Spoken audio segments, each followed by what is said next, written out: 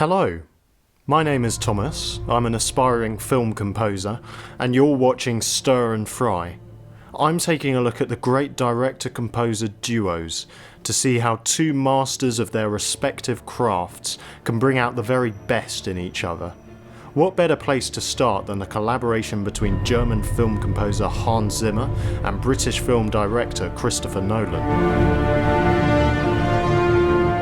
It's no secret that Zimmer owes a debt to Beethoven's Fifth.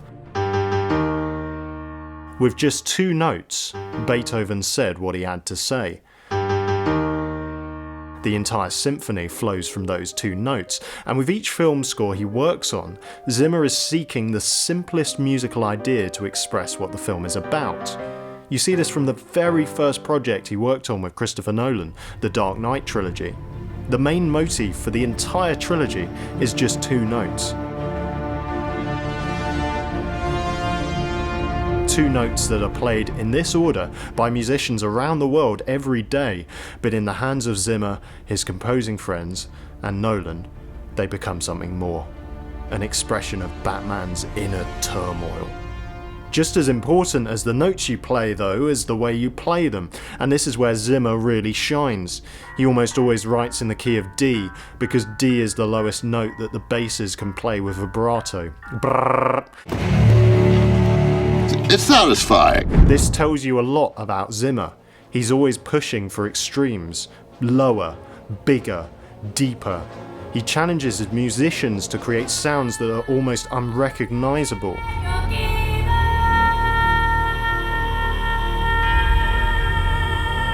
Because to Zimmer, a cello need not sound like a cello, and a guitar need not sound like a guitar.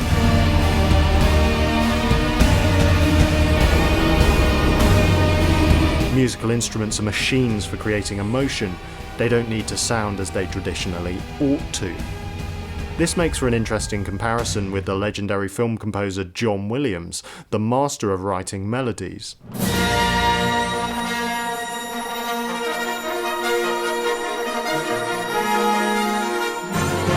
Williams limits himself to the traditional orchestra, which to this day is a goldmine of sound and emotion, but in the end an orchestra is a familiar and specific sonic palette. Hans Zimmer, on the other hand, writes simpler melodies, but coming from a largely electronic music background, he opens himself up to a much wider sonic palette. The result is music that you might not necessarily hum along to, but music that is deeply immersive. In some cases, it almost functions as sound design. Don't peek. Nolan was a big fan of Zimmer's contribution to the first film they did together, Batman Begins, and he put the music high in the mix. Even Zimmer suggested he turn it down. "I told Chris the music was too loud, you couldn't hear the lines." Nolan said, "I wrote them. I can do what I want." In the sequel, The Dark Knight, Heath Ledger gave a once-in-a-generation performance as the Joker. But let's not forget Zimmer's contribution to this iconic screen presence. For the Joker's theme, he wrote this: a sound, continually rising in pitch, pure dread. Zimmer and Nolan are able to invoke the presence of the Joker even when Heath Ledger isn't on screen, just with this sound.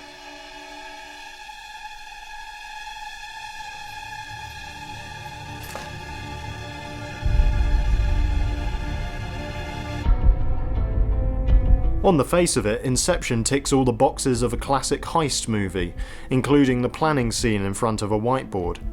But instead of stealing something from a vault, these characters are trying to place something inside a vault. The vault happens to be a human mind. Now this scene here is giving us vital exposition, but Zimmer doesn't just accompany it with ambient music. He's driving the story along and establishing the different layers of reality within the film. I like Hans to be able to write freely and not be trying to hit cuts, not be trying to squeeze things into the tightest edits that we're going to wind up with for certain sequences. On the top level, we open up his relationship with his father. Say, I will not follow in my father's footsteps. Then the next level down, we feed him. I will create something for myself. Then by the time we hit the bottom level, we bring out the big guns. Remember those brass stabs? Chris wrote the sound in his screenplay to Inception. It was his way of showing time slowing down. We booked a studio for the next day with 10 brass players, and we had a piano in the middle of the room with a brick on the sustain pedal, so the brass would play into this piano and all the strings would be vibrating. But if there's one moment that truly cemented Nolan and Zimmer as a must-watch double act, it's this: the baggage claim scene.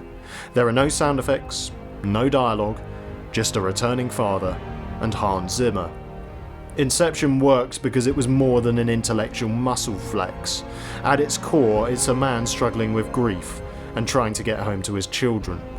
This piece of music, Time, is a loop of 4 chords that just builds and builds.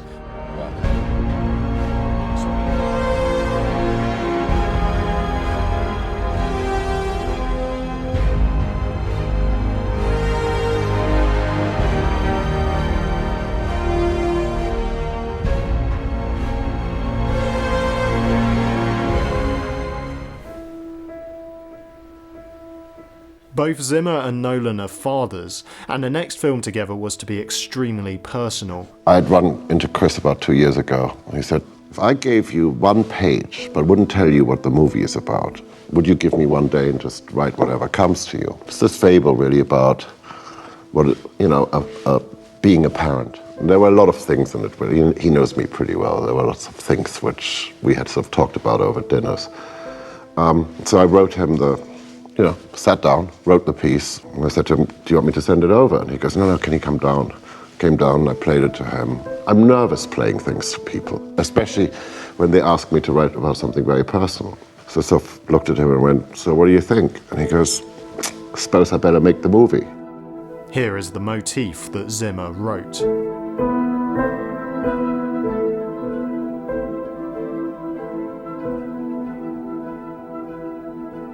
No matter how big the action gets in Interstellar, at its core it's about being a parent.